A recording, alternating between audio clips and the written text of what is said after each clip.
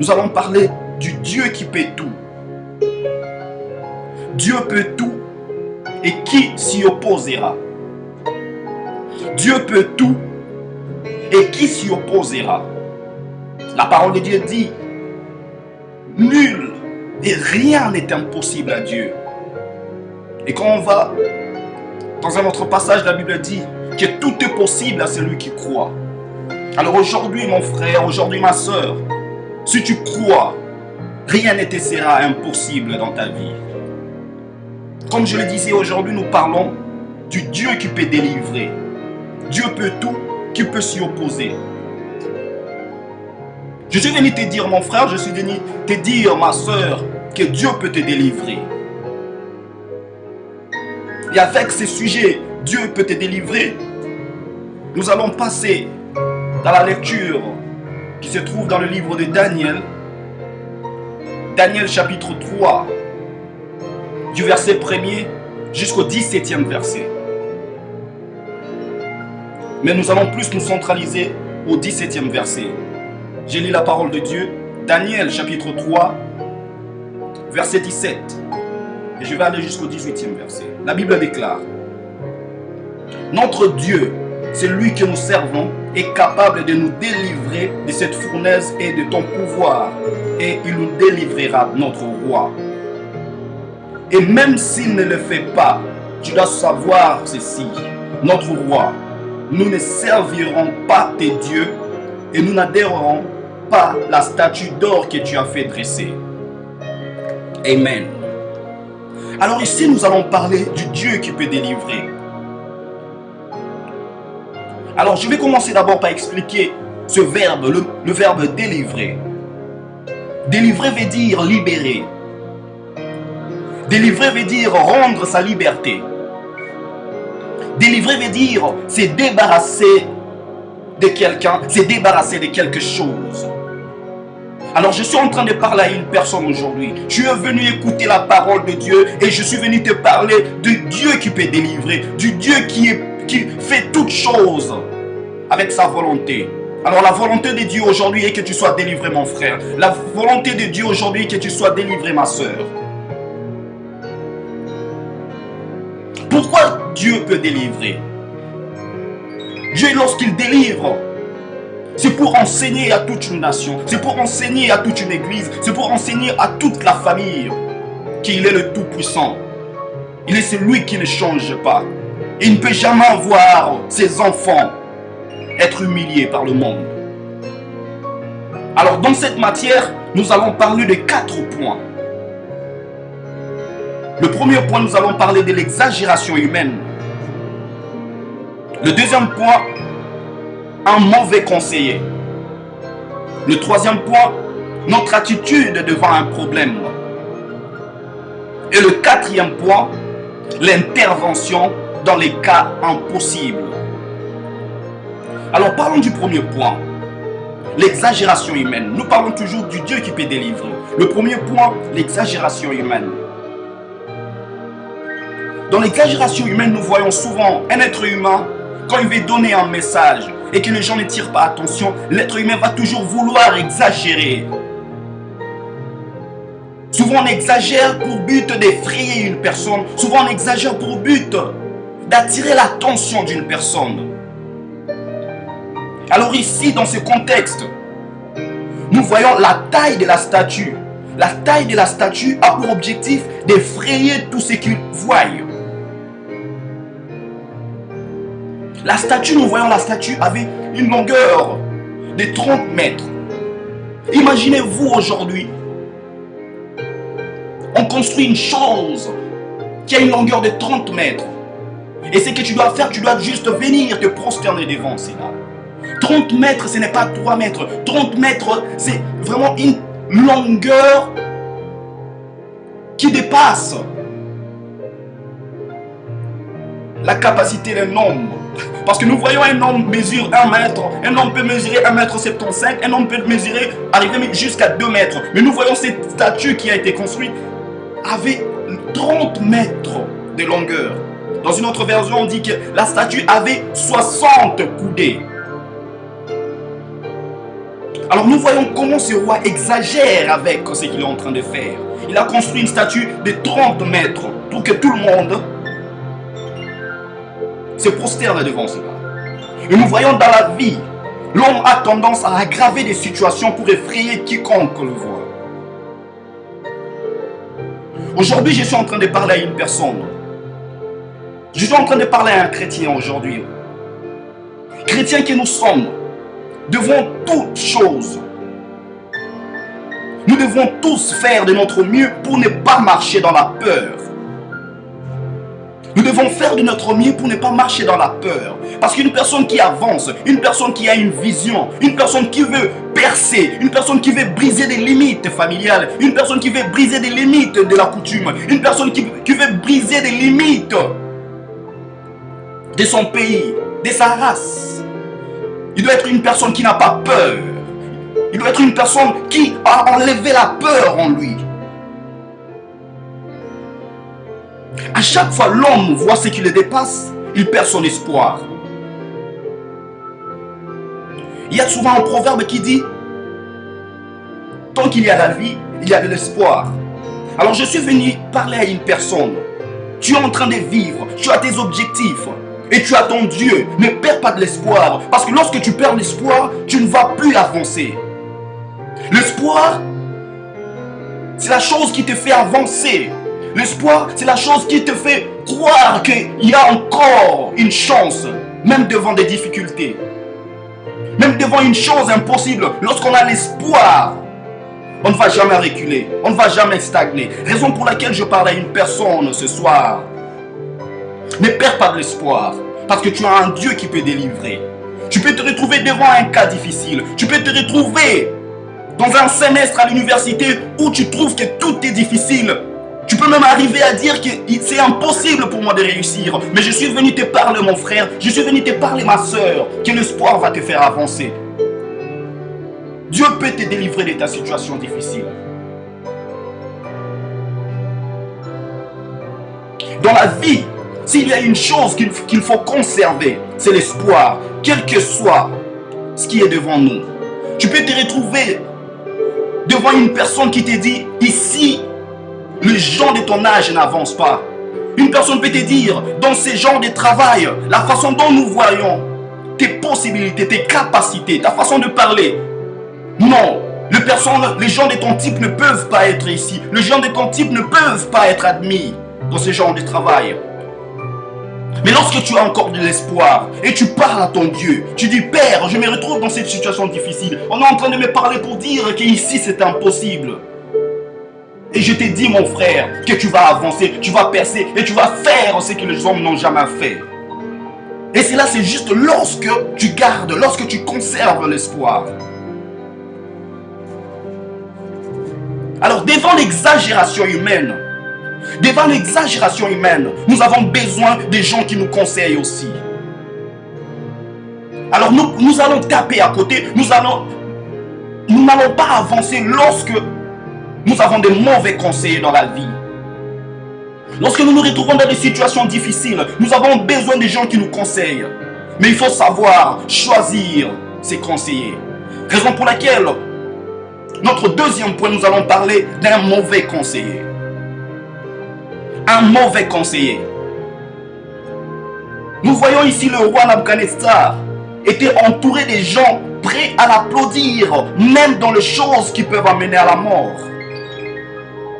Souvent dans la vie, nous avons certaines personnes qui nous diront toujours oui à chaque instant. Même quand nous nous retrouvons dans des moments difficiles, même quand nous nous retrouvons que nous voulons prendre une décision qui va nous emmener à l'échec. Il y a souvent ces genres de personnes qui me disent oui, avance et c'est une bonne chose. Mais ces gens savent que si tu prends cette décision, si tu prends ce chemin, ça va te détruire. Il faut faire très attention au conseiller. Il faut faire très attention à son oreille. Ne prête pas ton oreille à toute personne. Nous parlons de ce point du mauvais conseiller. Nous voyons le roi. Le roi qui a construit cette statue de 30 mètres afin que tout le monde se prosterne. C'est de l'idolâtrie. Et nous voyons ces conseillers qui sont venus dire: oh roi, vis à jamais, vis éternellement. Ce sont de mauvais conseillers parce qu'ils étaient en train d'emmener le roi à l'erreur. La seule personne qui vit à jamais, c'est Dieu. Et alors, lorsque tu as certaines personnes aux alentours qui viennent te dire, toi tu peux ça, tu peux ceci, tu peux cela, comme ce conseiller qui disait au roi. Ils étaient en train de rendre le roi comme une personne tout-puissante. Le tout-puissant, ce n'est que Jésus. Nous devons faire très attention aux conseillers. Nous devons tirer attention sur tout ce qui nous apporte des conseils. Faire attention aux conseillers. Car il y a certains conseillers qui emmènent en nous de l'orgueil. Certains conseillers aussi amènent au mépris de nos semblables. Et peux-tu avoir une personne qui arrive dans ta vie? Cela peut être un ami. Cela peut être une soeur, un frère, un cousin, une cousine, un partenaire du travail. Cette personne te trouve dans un moment difficile, il te trouve que tu es en train de prendre une mauvaise décision, mais la personne te conseille pour dire vas-y, avance.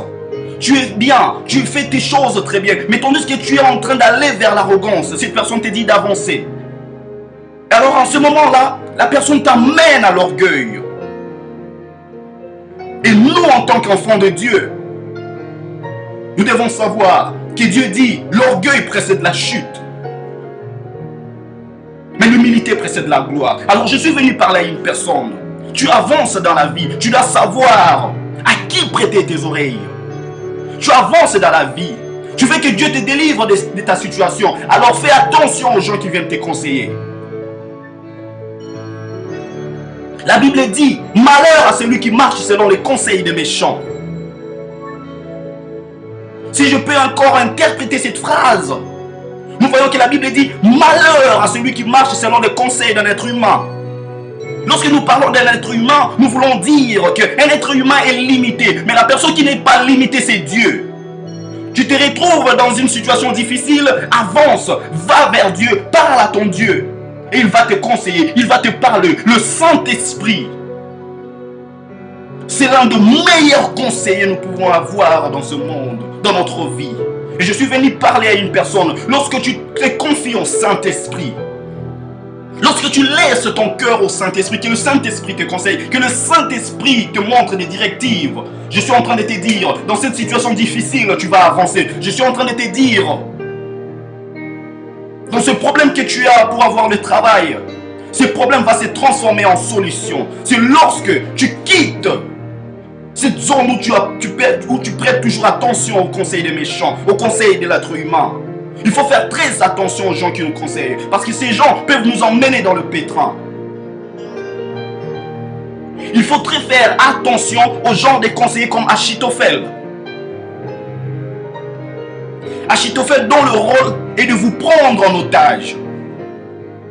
Ici nous voyons le même Achitophel qui était conseiller de David, c'est le même Achitophel qui est devenu conseiller d'Absalom, le fils rebelle. Dans la vie, il y a certaines personnes qui vont venir pour nous conseiller. Ils nous conseillent tellement et nous voyons qu'avec leurs conseils nous avançons, avec leurs conseils nous réussissons. Et en ce moment-là, nous faisons grandement conseil à cette personne. Nous faisons grandement confiance à cette personne comme David l'a fait. Mais à un moment donné, nous allons nous retrouver, lorsque le monde se tourne contre nous, c'est la même personne qui nous conseille qui va vers cette personne qui s'attaque à nous, comme dans l'exemple de David.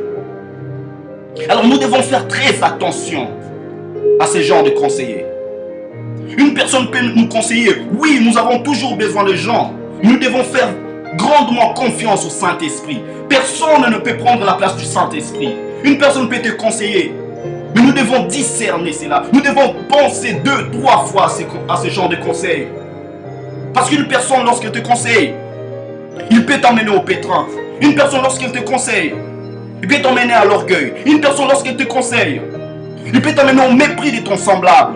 Mais lorsque tu fais confiance au Saint-Esprit, lorsque tu fais confiance au Dieu qui peut délivrer, tu ne vas jamais te retrouver dans l'orgueil. Tu ne vas jamais te retrouver dans le pétrin. Tu ne vas jamais te retrouver dans un chemin qui n'honore pas Dieu. La Bible dit, malheur à celui qui se confie à l'homme. Malheur à celui qui se confie à l'homme. L'homme change à tout moment, nous voyons. Souvent nous pouvons dire, Non, je vais rester seul. Parce que les hommes sont toujours méchants. Parce que l'être humain est toujours méchant. Non, ce que nous devons faire est que nous pouvons parler aux gens, nous pouvons avoir des amis, mais la confiance totale, nous devons mettre cela à Dieu. Nous devons faire grandement confiance en Dieu. Parce que même toi aussi mon frère, même toi aussi ma soeur, tu peux changer. La seule personne qui ne change pas, c'est Dieu. L'homme peut changer. Il peut être bon le matin et le soir il change.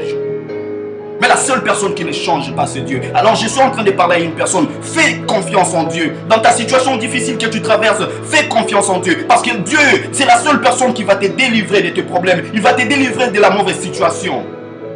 Je suis en train de parler à une personne. Qu'aujourd'hui nous parlons du Dieu qui peut délivrer. Le Tout-Puissant, l'Omniscient, l'Omnipotent. Ne remplace pas Dieu à une personne. Avance. Tant qu'il y a des problèmes, toi avance. Sache que tu as un Dieu. Le Dieu qui peut délivrer. Alors devant un problème, devant une situation difficile, ce qui peut caractériser notre réussite, c'est notre attitude. Alors raison pour laquelle, notre troisième point, nous allons parler de notre attitude devant un problème. Notre attitude devant un problème. Un chrétien en ces temps doit avoir une attitude positive. Dans cette génération, nous avons besoin des optimistes.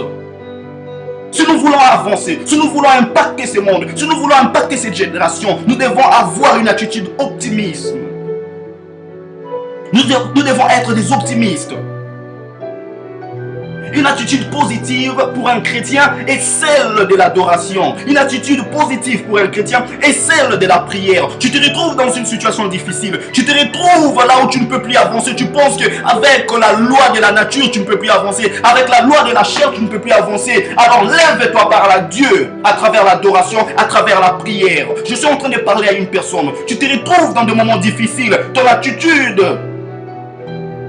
doit être celle de l'adoration.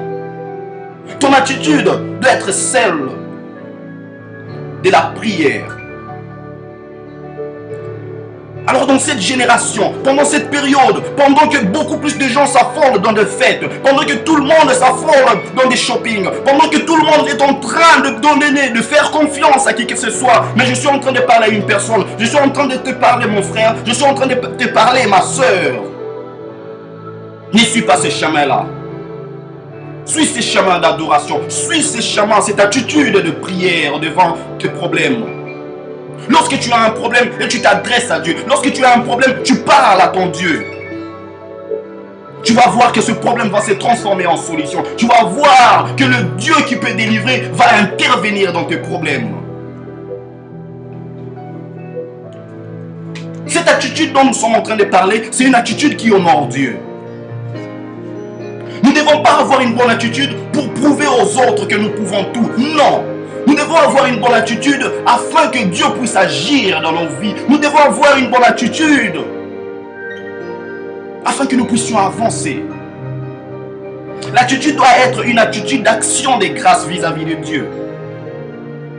L'action des grâces vis-à-vis de Dieu et de ses bienfaits. L'action des grâces, l'homme apporte à Dieu ce qu'il a de meilleur.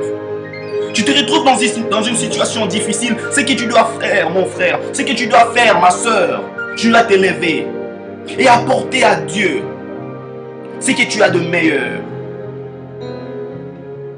Tu te retrouves que dans ta famille, il y a un blocage. Ne pleure point. Lève-toi. Prends cette attitude positive. Adore ton Dieu. Prie. Appelle ce Dieu des esprits de prophètes. Appelle le Dieu de la délivrance. Et apporte ce que tu as de meilleur. L'action des grâces. Les offrandes. Les bonnes offrandes. Les chants de louange de tout cœur.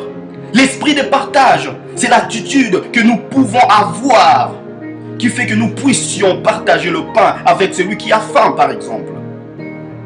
Lorsque nous faisons cela pendant des moments difficiles, nous allons nous trouver que, à cause de cet acte, que nous avons présenté devant Dieu, le problème se transforme en solution. Là où il y avait des limites, le Saint-Esprit enlève cette limite et toi tu dépasses la limite. Je suis en train de parler à une personne. Avance, perce. Et comment tu peux faire cela? C'est seulement, si et seulement si tu as une bonne attitude. Comment tu peux faire cela? C'est si et seulement si tu ne laisses pas tes oreilles aux mauvais conseillers. Comment tu peux faire cela? C'est si et seulement si tu ne perds pas de l'espoir. Crois en ton Dieu. Avance. Que rien ne te stoppe. Parce que tu crois à un Dieu qui peut délivrer. Tu crois à un Dieu du surnaturel. Je suis en train de parler à une personne. Lorsque tu as une bonne attitude devant un problème, lorsque tu as une bonne attitude devant des situations difficiles, cette attitude qui veut dire la prière, tu vas voir l'intervention de Dieu. Dieu va intervenir dans ton problème. Raison pour laquelle, comme quatrième point, nous allons parler de l'intervention de Dieu. Dieu peut tout. Dieu est sans limite. Même devant la fournaise chauffée 7 fois, Dieu est présent et il est capable de délivrer. Nous voyons dans ce passage, Shadrach, Meshach et Abednego, ils ont refusé de se prosterner devant la statue. Ils ont refusé d'obéir à cette loi du roi Nabuchodonosor. Pourquoi? Parce qu'ils savaient que leur Dieu interdit cela. Parce qu'ils savaient qu'ils peuvent juste adorer un Dieu. C'est notre Dieu, c'est le Dieu d'Israël, c'est le Dieu d'Abraham, d'Isaac et de Jacob. C'est même Dieu, c'est ton Dieu aujourd'hui, ce soir. Je suis en train de te parler devant un problème. Pour que l'intervention de Dieu arrive, tu as besoin de croire premièrement. Et tu as besoin de t'élever, avoir une bonne attitude en priant, dans des prières, dans l'adoration, dans des actions de grâce. Tu verras l'intervention de Dieu dans ta vie. Je suis en train de parler à une personne.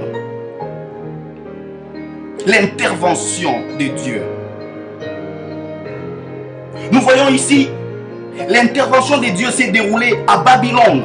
Babylone qui est l'actuel Irak. Pourquoi je parle de Babylone? Je vais expliquer que Babylone est l'actuel Irak parce que il y a certaines personnes. Parce que même moi aussi en tant qu'être humain, je peux dire, mais cette histoire c'est écrit dans la Bible. Babylone, Babylone. Je vais dire à une personne que Babylone, ce n'est pas au ciel. Si Dieu a délivré Shadrach, Meshach et Abednego, ce n'était pas au ciel, c'était ici sur la terre. Et Babylone, c'est l'actuel Irak. Alors si Dieu a délivré les gens qui se trouvent en Irak, comment il ne peut pas te délivrer toi qui te trouves à Washington? Comment il ne peut pas te délivrer toi qui te trouves à Maryland? Comment il ne peut pas te délivrer toi qui te trouves au Canada, en Amérique latine, en Afrique? Tu as juste besoin de conserver l'espoir. Tu as juste besoin d'avoir une bonne attitude, de prier ton Dieu et tu vas voir l'intervention de Dieu dans ta vie.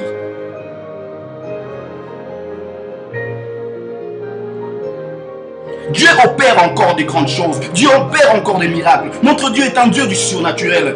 Rien n'est impossible à Dieu. Tout est possible à celui qui croit.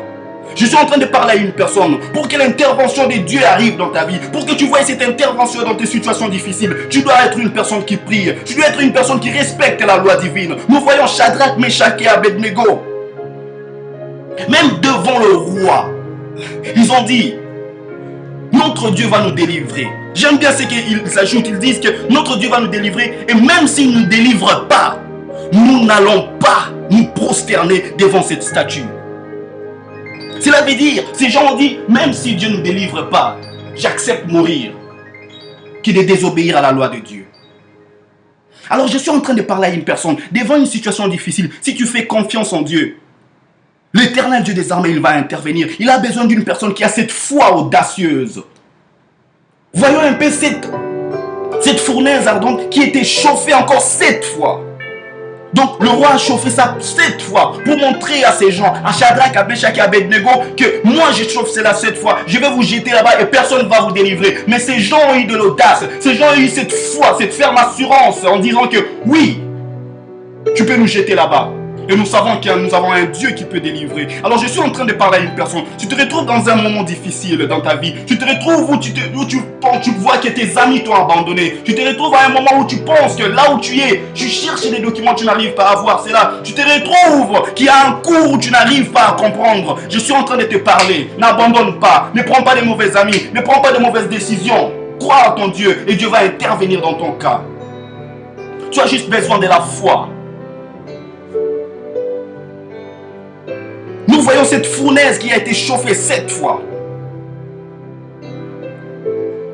N'a pas pu brûler Shadrach, Meshach et Abednego. Mais cette fournaise ardente qui n'a pas pu brûler les gens qui étaient à l'intérieur, mais cela a brûlé et a tué les gens qui ont amené Shadrach, Meshach et Abednego. Cela veut dire, quand la grâce de Dieu est sur toi, lorsque Dieu intervient dans ta vie, même dans l'ombre, même dans la vallée de l'ombre de la mort, tu seras vainqueur. Même dans la vallée de l'ombre de la mort, Dieu va te libérer. Même dans la vallée de l'ombre de la mort,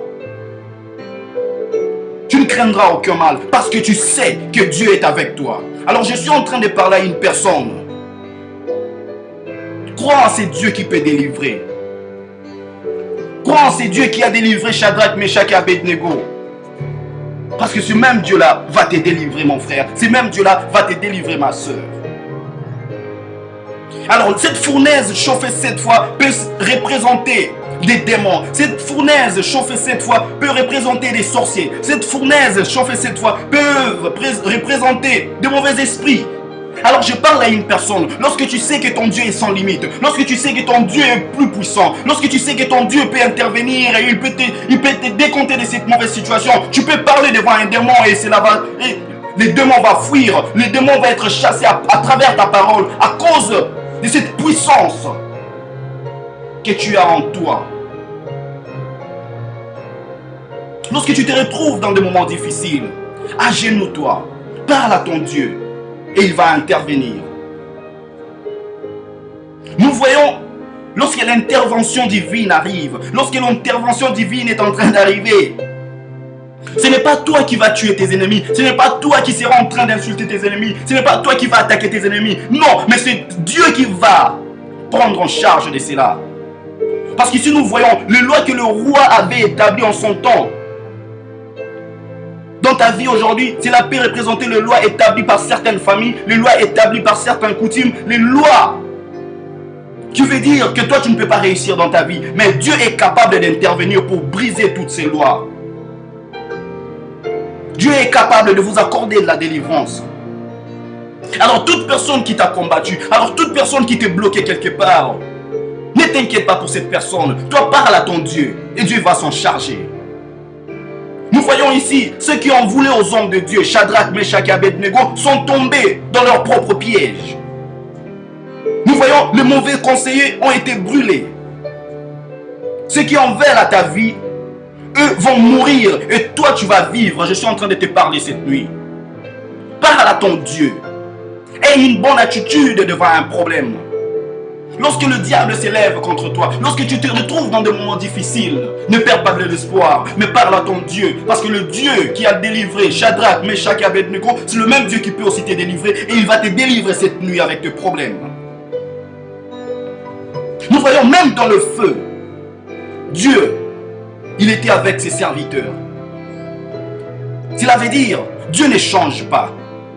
Dieu est le même hier, aujourd'hui, éternellement. Cela veut dire, s'il a délivré Shadrach, Meshach et Abednego hier dans le feu, aujourd'hui il peut aussi te délivrer dans n'importe quelle situation. Tu as juste besoin de croire. Tu as juste besoin d'avoir cette bonne attitude de prière devant un problème. Alors je suis en train de parler à une personne. Quand les ennemis penseront que c'est fini, la quatrième personne dans le feu interviendra et le roi changera de parole pour dire il n'y a aucun autre Dieu qui peut délivrer comme le Dieu de Shadrach, Meshach et Abednego. Alors cela veut dire, même dans un problème, si tu gardes une bonne attitude, si tu pries ton Dieu et Dieu intervient, les gens qui t'ont combattu, les gens qui voulaient ton échec, ils vont dire oui, notre soeur a un Dieu, oui, notre frère a un Dieu. Et alors allons-y. Confions-nous en ce Dieu aussi. Je suis en train de parler à une personne. Si tu veux impacter cette génération, si tu veux apporter un changement dans cette génération, tu dois être une personne qui a une bonne attitude devant des obstacles. Tu dois être une personne qui implore la grâce de Dieu, qui parle à son Dieu à travers des prières et adorations. Malgré les difficultés de ce monde, tu dois être une personne qui fait très attention aux conseillers pour ne pas se retrouver dans l'erreur. Tu dois être une personne qui ne perd pas de l'espoir et garde sa confiance au Saint-Esprit. Et avec cette façon de faire, je te dis mon frère, je te dis ma soeur, tu seras délivré de ton problème, tu seras délivré de cette position difficile. Crois à ton Dieu. Va, avance. Mais n'oublie jamais que Dieu est avec toi. N'oublie jamais que tu sers un Dieu instoppable. N'oublie jamais que tu sers un Dieu sans limite. N'oublie jamais qu'il y a la puissance, que tu as le pouvoir par le nom de Jésus-Christ. Tu dois juste parler. Tu dois juste prier. Tu dois juste adorer ton Dieu. Et tu verras la grâce qui viendra. Et tu verras le picaïsme qui va descendre. Là où tu voyais que les circonstances étaient difficiles, il y aura un changement. Là où il y avait des maladies, tu vas voir que la maladie se transforme en bonne santé. Là où tu étais en train d'échouer à l'école, tu vas voir que les choses sont en train de changer. Pourquoi? C'est lorsque tu mets ta confiance en Dieu. Je suis en train de parler à une personne. Que le Dieu qui a délivré Shadrach, Meshach et Abednego, il est aussi capable de te délivrer aujourd'hui. Et comment cela peut se passer? C'est seulement si tu le fais confiance. C'est seulement si tu ne fais pas grandement confiance à un être humain et tu donnes toute la place au Saint-Esprit dans ton cœur. Et tu vas voir ce qui va se passer dans ta vie. Ayons une bonne attitude devant un problème. Parlons à Dieu afin que l'intervention divine arrive. Ne perdons pas de l'espoir. Ne laissons pas la peur nous contrôler. Et en ce moment-là, Dieu interviendra dans notre situation et il va nous délivrer. Je suis en train de parler à une personne. Je suis en train de t'exhorter pour te dire que c'est encore possible. Je suis venu aujourd'hui comme ce prophète évangéliste pour te dire que le Dieu qui a délivré Shadrach, Meshach et Abednego, il veut aussi te délivrer aujourd'hui. Mais ce que tu dois faire, tu dois te mettre à genoux. Tu dois prier. Ce que tu dois faire, tu dois mettre des offrandes. Ce que tu dois faire, tu dois aller pour mettre des actions de grâce. Montrer à Dieu que tu as une bonne attitude devant un problème. Et tu crois à la délivrance. Que Dieu bénisse sa parole.